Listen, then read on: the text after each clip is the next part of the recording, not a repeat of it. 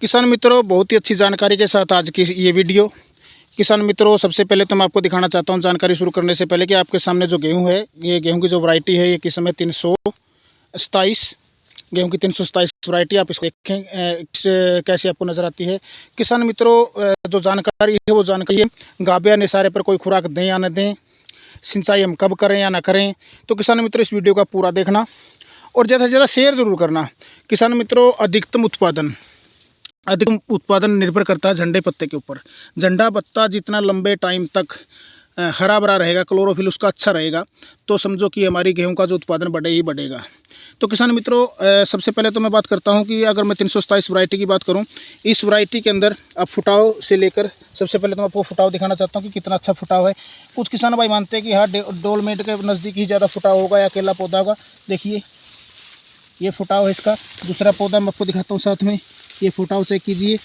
और इसके साथ ही मैं दिखाना चाहता हूँ, देखिए यानी काफ़ी अच्छा फुटाव, काफ़ी कल्लों की संख्या है। तो किसान मित्रों, बात करते हैं, जब हमारी जो गेहूं है टिलरिंग स्टेज या फुटाव की जो स्टेज होती है, उस स्टेज पर एक तो खेत के अंदर नमी हो। सबसे पहली बात, जब फुटाव की स्टेज होती है, टिलरिंग जो स्टेज होती है, उस टाइम पर खेत के अंदर नमी हो, यानी कि आपने सिंचाई ज़रूर करनी है। दूसरा, उस टाइम पर आप जितना भी यूरिया डालना चाहते हैं आप यूरिया दे सकते हैं। यूरिया दे सकते हैं, जिंक डाल सकते हैं, सल्फर डाल सकते हैं, क्योंकि उस टाइम में टिलरिंग स्टेज होती है। और जितनी हम नीचे डालने जो खुराक है वो ज़्यादा देंगे तो अच्छी फुटाव हमारे गेहूं के अंदर होगा।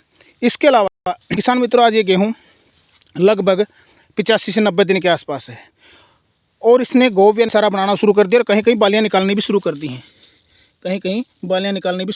और लगभग गोब या निसारे की ओर है। इस स्टेज पर भी सिंचाई काफ़ी महत्वपूर्ण है। किसान मित्रों, ध्यान देना कि जब हमारी गेहूं गोब या निसारे पर हो, यानी कि निसारे की ओर अगर सरो गोब बनानी शुरू कर दी हो, पिंड बनाना शुरू कर दिया, तो खेत के अंदर नमी ज़रूर होनी चाहिए, चाहे वो बारिश से हो या फिर सिंचाई से हो। अगर आप इस स्टेज पर सिंचाई नहीं करेंगे तो हमारा पौधा तनाव में होगा, और अगर पौधा तनाव में होगा तो जो भी हमें खुराक, खाद, फर्टिलाइज़र नीचे डाला है उसको पौधा सही ढंग से नहीं उठा पाएगा और हमारा जो बाली है वो छोटी रह जाएगी, यानी कि गोब अच्छी मजबूत नहीं बनेगी। तो किसान मित्रों, ध्यान देना है कि इस स्टेज पर खेत के अंदर नमी हो। दूसरी बात, इस स्टेज पर आपने कोई भी यूरिया वगैरह नीचे नहीं डालना है, क्योंकि उसका कोई फ़ायदा नहीं होने वाला है। इस स्टेज पर आपने देना है इसको फास्फोरस या पोटास, वो भी स्प्रे के माध्यम से ज़्यादा ज़्यादा फ़ायदेमंद होगा। अब हम फास्फोरस कैसे दें? फास्फोरस देना आपने जैसे 2 किलो DAP प्रति एकड़ के हिसाब से गोल बनाकर उसका स्प्रे कर सकते हैं। NPK 05234 का आप स्प्रे कर सकते हैं। इसके अलावा नैनो DAP लेकर आप उसका स्प्रे कर सकते हैं। फास्फोरस की स्टेज पर जब गोब या निसारे की ओर हो, यानी कि हमारी गेहूँ 80 दिन से ऊपर चली गई हो। आज इस गेहूँ के अंदर जो स्प्रे किया है वो स्प्रे किया है 05234 NPK प्लस उसके साथ मिला है इंडोलाइजर लिक्विड 250 ml प्रति एकड़। तो किसान मित्रों, इसका क्या फ़ायदा होगा? 05234 फास्फोरस भी इसके अंदर चला गया, पोटास भी इसके अंदर चला गया। इसके साथ साथ इंडोलाइजर लिक्विड जो बायो में एक अच्छी खुराक है, जिसके अंदर अन्य सभी सूक्ष्म जो पोषक तत्व हैं उसके अंदर है। बोरोन है, मैग्नीज है, मैग्नीशियम है, सल्फर है, जिंक है, उचित मात्रा में। उसके साथ साथ प्रोटीन है, एंजाइम, वो चले गए। यानी कि इसके अंदर एक स्प्रे पहले भी किया था, उस स्प्रे में केवल 2 किलो DAP प्रति एकड़, 1 किलो यूरिया, जब यह गेहूँ 70 दिनों की थी। तो उसके स्प्रे का रिजल्ट परिणाम आपके सामने है। और आज जो स्प्रे दिया है उसका परिणाम भी मैं आने वाली वीडियो में आपको दिखाऊंगा। तो किसान मित्रों, गोब या निसारे पर खेत के अंदर नमी हो, इसके अलावा आप किसी भी अच्छी खुराक का स्प्रे अपने खेत के अंदर करें। नीचे भले ही आपने कुछ भी डाला हुआ है तो आप अपने उत्पादन को बढ़ा सकते हैं। इसके अलावा किसान मित्रों, कुछ किसान कमेंट आते हैं कि 2 सिंचाई ज़रूरी हैं, 3 सिंचाई ज़रूरी हैं, 5 सिंचाई ज़रूरी। ये निर्भर करता है आपकी ज़मीन के ऊपर। अगर आपकी मृदा, आपकी मिट्टी रेतीली मिट्टी है तो आपको सिंचाई की संख्या बढ़ानी पड़ सकती है। किसी किसान के पास जो मिट्टी है वो दोमट मिट्टी है, चिकनी मिट्टी, लंबे टाइम तक नमी रहती है, तब आप सिंचाई की संख्या कम कर सकते हैं।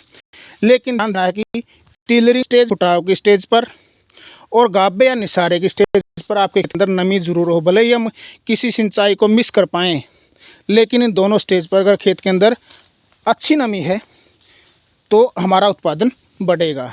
तो किसान मित्रों, इस वीडियो को आप ज़्यादा से ज़्यादा किसानों के पास शेयर करना कि कौन सी सिंचाई बहुत ज़रूरी है और कौन से पोषक तत्व हम स्प्रे के माध्यम से इसके अंदर दें। आप कौन से पोषक तत्व देते हैं वो भी आप कमेंट में ज़रूर शेयर कीजिएगा। किसान मित्रों, ये साथ में जो गेहूँ है, ये गेहूँ है 222, ये जो गेहूँ है 327, इसकी बिजाई 27 अक्टूबर। ये जो गेहूँ है 222, इसकी बिजाई 31 अक्टूबर की है। आज इनके अंदर दोनों के अंदर स्प्रे किया है।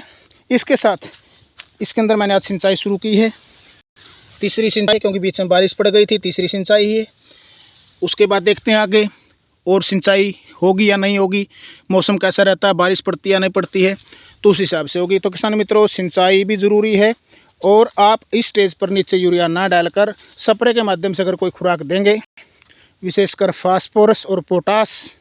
इसके अलावा अगर हम कोई फंगीसाइड लेना चाहते हैं तो अच्छा फंगीसाइड जैसे अजोक्सिस्ट्रोबिन प्लस डाइफोकोनाजोल का कम्बिनेशन है, प्लूमेज आता है इंडोफिल कंपनी का प्लूमेज, तो आप वो साथ में ले सकते हैं ताकि झंडा पत्ता हमारा लास्ट टाइम तक कलर के हरा भरा रहे। और झंडा पत्ता अगर हरा भरा रहेगा तो जो हमारी गेहूं की उपज वो बढ़ेगी, दाने मजबूत होंगे, चमकदार होंगे, दानों की संख्या अधिक होगी, बाली लंबी होगी। तो किसान मित्र, इस वीडियो को आप ज़्यादा से ज़्यादा शेयर करेंगे और जानकारी कैसी लगती है इसको भी आप अपने कमेंट में अपने विचार देंगे। इसी के साथ जय हिंद, जय किसान, जय भारत।